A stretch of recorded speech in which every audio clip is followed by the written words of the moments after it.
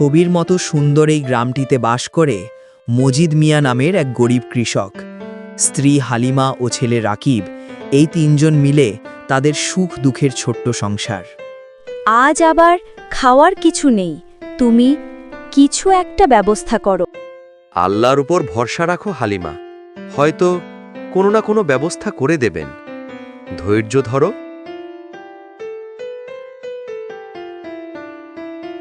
একদিন মজিদ মিয়া কোদাল হাতে মাঠের দিকে যাচ্ছিল।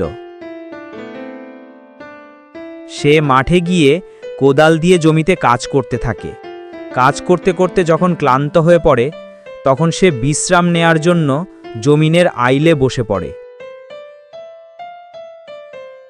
একটু পরে সে খেয়াল করে গাছের নিচে একটি সাদা রঙের গরু তার দিকে তাকিয়ে অদ্ভুতভাবে তাকে ইশারা করে ডাকছে।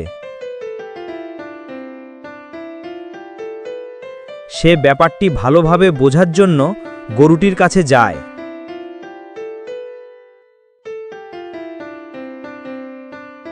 আমি হলাম জাদুর গরু।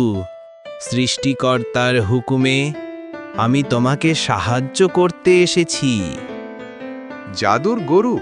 কিন্তু তুমি আমাকে কিভাবে সাহায্য করবে? আমি তোমাকে প্রতিদিন এক বাটি করে দুধ দেব এবং প্রতি শুক্রবার একটি করে স্বর্ণমুদ্রা দেব। মজিদ গরুটিকে বাড়িতে নিয়ে আসে এবং গরুর দুধ দহন করে। প্রতিদিন সে এক বাটি করে দুধ পায় ও প্রতি শুক্রবার একটি করে স্বর্ণমুদ্রা পায়।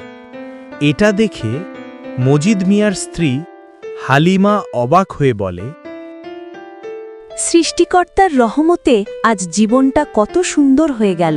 হ্যাঁ, কিন্তু এটা পরীক্ষা। আমরা লোভে পড়ে অন্ধ হব না।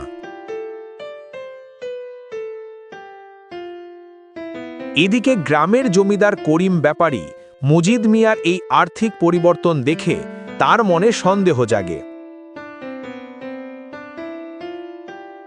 না না, এটা মোটেও স্বাভাবিক ব্যাপার না। মজিদ হঠাৎ এভাবে বদলে গেল কিভাবে? ব্যাপারটা খুবই সন্দেহর। তার যদি এভাবে পরিবর্তন হতে থাকে, তাহলে তো গ্রামের মানুষ আমাকে জমিদার বলে সম্মানই করবে না। সবাই ওই চাষা মজিদকে সম্মান দেবে। তুই খোঁজ নিয়ে দেখ মজিদ করছেটা কি। আপনি একদম চিন্তা করবেন না, আমি আজই এর রহস্য বের করে আনব। তাহলে যা, আর দেরি করিস না, তাড়াতাড়ি যা, খবর নে। রাতের বেলা জমিদারের চাকর চুপচাপ মজিদের বাড়িতে আসে এবং মজিদ ও হালিমা কি কথা বললে তা সে বাইরে থেকে কান পেতে শোনে। সৃষ্টিকর্তা এভাবে আমাদের ভাগ্য বদলে দেবে তা কখনো ভাবিনি। হ্যাঁ, সবই ওই জাদুর গরুটার জন্য। ঠিকই বলেছ। প্রতিদিন এক বাটি দুধ, শুক্রবার সোনার মুদ্রা, এটা তো আমরা কখনো চিন্তাও করিনি। বাইরে থেকে সে মজিদ ও হালিমার সব কথা শুনে ফেলে এবং বলে, ও আচ্ছা, তার মানে এই কাহিনী। সে আর একটুও দেরি না করে জমিদারের কাছে যায় এবং মজিদের জাদুর গরুর কথা বলে দেয়। বলিস কি রে, এত দারুণ খবর এনেছিস? ওই গরু যদি আমার কাছে আসে, তাহলে তো আমি অল্প দিনেই এই এলাকার সবচেয়ে বড় ধনী হয়ে যাব। যা, এক্ষুনি গিয়ে যেভাবে পারিস ওই গরু আমার কাছে নিয়ে আয়।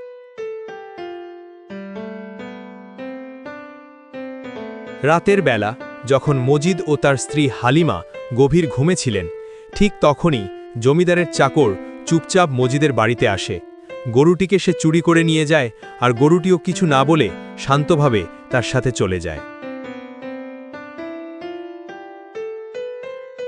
পরের দিন সকালে মজিদ ঘুম থেকে উঠে গরুটিকে দেখতে না পেরে অস্থির হয়ে পড়ে। হে খুদা, তুমি আমাকে যা দিয়েছিলে তা আবার ফিরে নিলে। আমি ধৈর্য ধরব তোমার প্রতি। সকালে যখন জমিদার গরুটিকে দুধ দহন করতে যায়, গরুটি কোনো দুধ দেয় না। এটা দেখে একটি লিঠি দিয়ে গরুটিকে আঘাত করে আর অমনি গরুটি অদৃশ্য হয়ে যায়। আর জমিদার তখন দুঃখ ও আফসোসে ভরা হয়।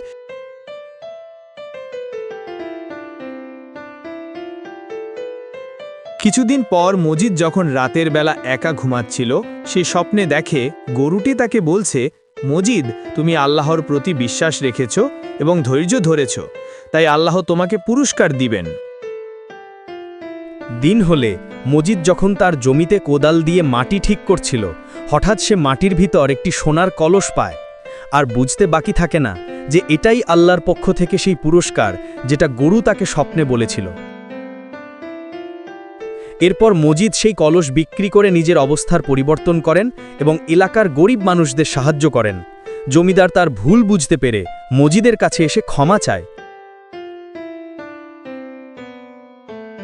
আল্লাহ ধৈর্যশীলদেরই ভালোবাসেন, লোভ মানুষকে সর্বনাশে ফেলে। বন্ধুরা, এরকম ভিডিও নিয়মিত পেতে চাইলে চ্যানেলটিকে সাবস্ক্রাইব করে দাও।